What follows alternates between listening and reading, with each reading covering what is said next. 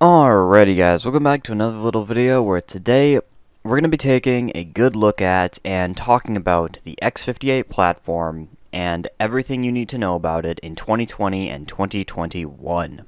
Let's get into it, shall we?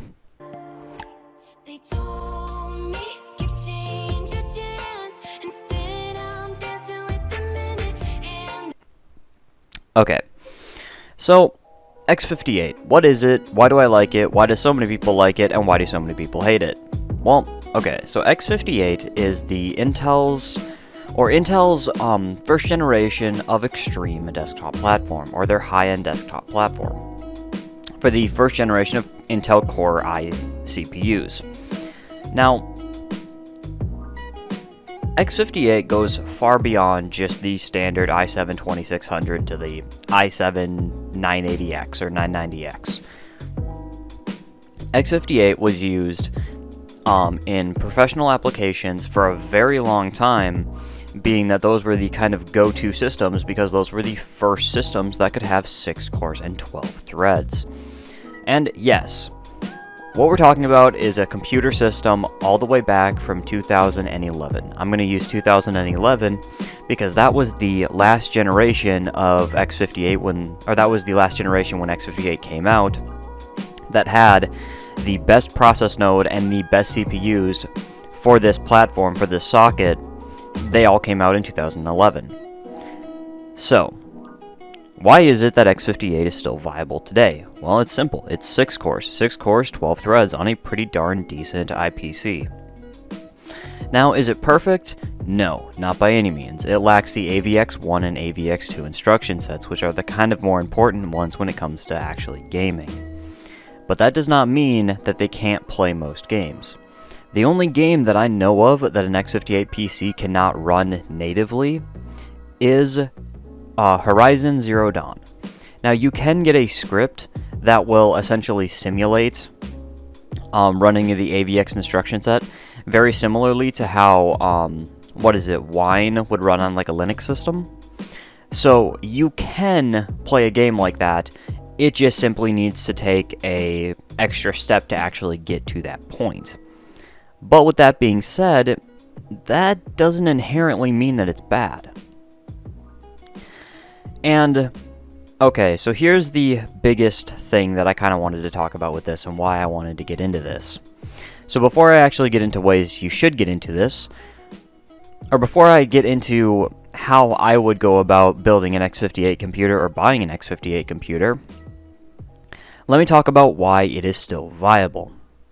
So, right now in late 2020 and early 2021, right now it is December 3rd, 2020. And I know a lot of people are going to say, oh, just buy a Ryzen system. You can't. Right now, due to the pandemic, Ryzen is not viable to just go out and buy. Maybe a year ago, we could have gone out, you could go out and find a cheap Ryzen system on eBay, or find one on your local Facebook Marketplace, or Kijiji, or Gametree if you're over in Australia, anything like that. But right now, you're just not going to find those deals, and if you do manage to find those deals, they're going to be snapped up faster than what you can imagine. I personally have not been able to find anything Ryzen-based at all. I'm talking even like the first-gen Ryzen 5s and Ryzen 3s. And because of that, you have to look for other platforms. And X58, well, maybe not performing as well as what some people would like it to, it still performs pretty darn decently for most games and most applications, with also being readily available. You could go on eBay and search for something like a Dell Precision T3500, which we're going to be talking about later, and you could have one shipped to your front door in less than a week, if you're in North America, I guess I should say. I am in North America, so a lot of things we're going to be talking about are in USD and, well, North American pricing. But we are going to be looking at stuff like Aliexpress and, primarily like Aliexpress and eBay. Okay, so now that you guys kind of have a general idea of like what X58 is and why it's still viable, let's talk about ways to actually get into the platform. So, you've got pretty much 3 avenues to buy or build into this platform. The first one, which is the most common, is buying aftermarket motherboards, or buying actual like motherboards that were designed to go into DIY systems, aka something like my Gigabyte G1 Killer Gorilla, or my EVGA for the Win 3, or my Asus Sabertooth. Yes, I have a problem, and every time I see one of these motherboards for sale that's actually at a good price, I always pick them up. But with that being said, you can find pretty darn decent motherboards for not that much money on stuff like eBay. And also on Aliexpress. Now, Aliexpress, you're going to be paying a price premium to get these motherboards shipped to you. But, as Aliexpress is, if you live in the world, you have access to the internet, and Aliexpress can ship something to your front door, you darn know well that Aliexpress will be an option. So if you want to get an actual overclocking motherboard that makes sense to overclock on, you can get it through Aliexpress. Okay, now this is going to be the second way to get into it. And in my opinion, probably the best. Buying an old pre-built. Now, the pre-built that I have really gravitated towards, and the one that I absolutely love, that I'm also doing a custom build for myself, is the Dell Precision T3500. You can typically find one of these on a good day for about $65, on a bad day about $85. Now, in 2020, that is really good. Because what you would get for a package like this, assuming that it's all put together, you'd probably be getting a low-capacity hard drive, like 4 gigabytes of RAM, a really cheap, crappy CPU, which you can definitely upgrade to something really good down the line, a power supply, hard drive, case, optical drive, and essentially pretty much everything that you would need to have a self-contained system that's going to be very, very good. Granted, yes, you do need to upgrade it, and we'll be talking about that later. But yet again, it is simply an option. And it's a very financially reasonable option, especially looking at the absolutely outlandish prices of new hardware nowadays. Okay, now the third and final way to get into the X58 platform. You buy an Aliexpress motherboard. One of those motherboards that is a Chinese knockoff brand motherboard that I have quite a bit of experience with, and I can honestly say, even though it probably sounds bad for me to say Chinese knockoff product, they're actually pretty good options. They are essentially remanufactured old server boards, where they take the chipsets and I want to say the chipsets and then the sockets off of these old server boards, and then repurpose them and make the new motherboards out of them with like the new PCB, new DIMM slots, new capacitors, and all that fun stuff. They take that and then they essentially turn e-waste into another usable motherboard. Now, the one that I have used quite extensively personally is the X58, or the Huanenzer, or Huanenzer, however you want to say that. That board, or the Chinese X58 Deluxe. That motherboard has served me very, very well, and I have used it for a very long time, and I can honestly say I have always been very pleased with the performance out of a motherboard like this. Now, yes, it kind of has a small, weirder Chinese form factor thing for like a smaller computer. They call it ATX, and it will fit inside of an ATX case, but it's almost like micro ATX in size. But I digress. Those are the three main ways: Aliexpress, eBay, used hardware, local used hardware, whatever you can find. Now, why exactly would you want to build into something like this? Well, as I said before, it's cost efficient, it makes sense, and it's readily available. Here are some reasons you may not want to build into it, though. You're looking at a platform that is 9 to 10 years old, depending on what CPU you've got. You're looking at a platform that maxes out at 24 gigabytes of RAM. You're looking at a platform that, by all intensive purposes, has been dead for like the last 9 years. Because, yet again, this was the end of a generation where the final X58 stuff yes, the only thing you could really carry over to a newer PC would be your DDR3 RAM, and right now we're already going into DDR5 memory. So getting onto a DDR3 platform might not be the best long-term solution. But granted, if you're looking at building an X58 PC, you're probably not looking at it for the extreme long term. Now, I can honestly say I have now been using X58 based PCs for about a year and a half to 2 years. I forget exactly how long it's been. But I've been using these kind of PCs now long enough to honestly say I have been very pleasantly surprised. Now, say you're little Joe, little Tommy, little Timmy, and you deliver newspapers on the weekends to make a little bit of money so you can save up to buy a computer. This is not a bad option. This would not be a bad option to essentially do your own custom build in. As I kind of talked about as I've talked about on my channel in the past, the Joker PC. This is a custom build done in the Dell Precision T3500.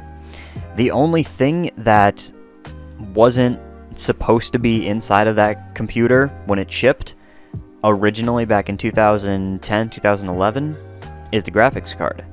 Everything else inside that computer is OEM.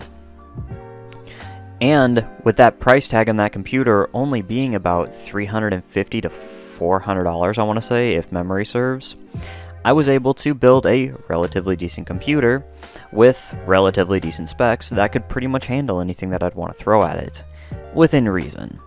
If I wanted to do something like stream Call of Duty Warzone, I would definitely need to throw in a larger graphics card.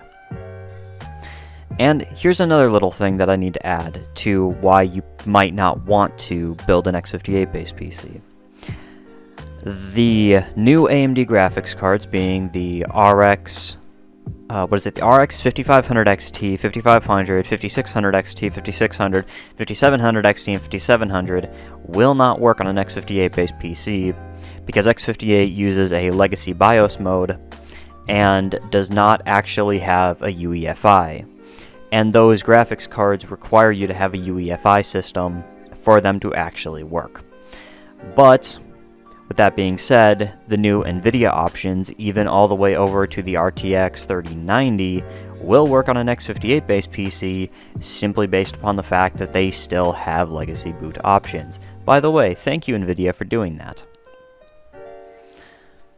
Okay, so I've given a lot of reasons to do it and a lot of reasons not to do it. But here's why I like it. They're fun. They look fun. They feel just good to build with. One thing that I can honestly say that I never really truly understood until I got my hands on some of the higher end products is building with high-end computer components is so much fun. No matter how old the computer components are, when you build something, say you had a Gigabyte G1 Killer Gorilla, a Gigabyte G1 Assassin, a Gigabyte G1 Sniper, you built a computer out of that thing and you just looked at that knowing that you have one of the best motherboards on X58, it kind of just puts a smile on your face, at least it does for me. Knowing that I'm using a computer that back in the day would have cost probably $3,000 to $5,000, that for all intensive purposes, most people would look at and just kind of scoff at.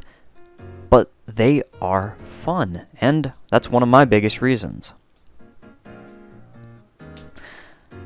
Okay, so let's talk about supporting items for an X58 based PC.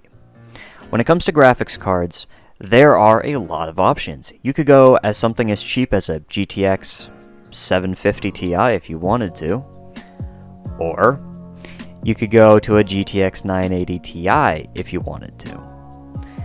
Now, there is very little reason to go anything above like a GTX 1070, GTX 980 Ti.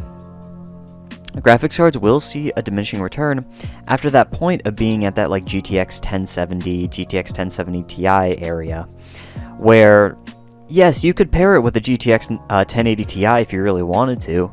Heck, you could pair it with an RTX 3090 if you wanted to.